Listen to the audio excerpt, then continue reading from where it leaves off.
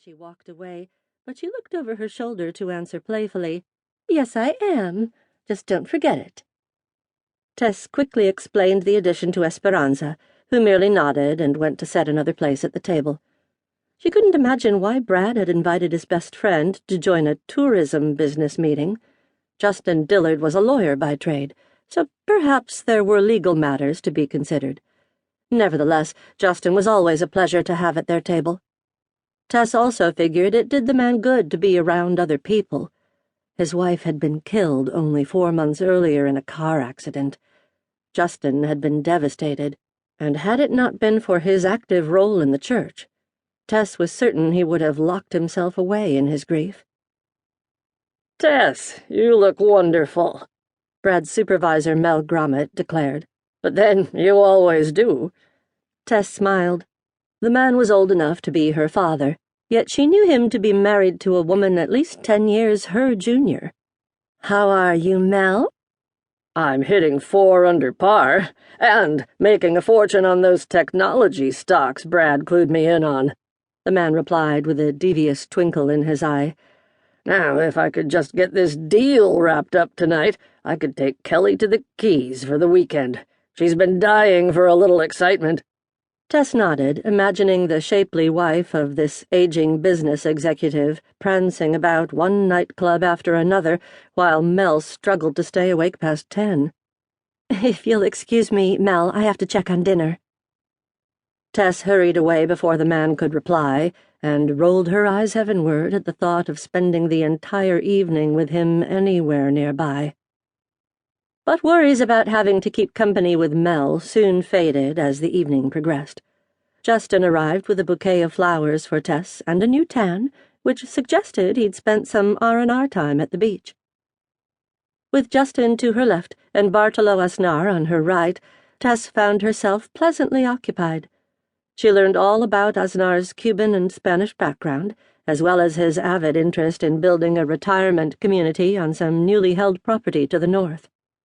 Justin was just as good company as Asnar. He talked of his vacation to Marco Island and a long-overdue visit with his parents. Tess was glad to hear that things were going so well for him. Brad, too, seemed pleased with the turn of events. From time to time he looked to her and smiled.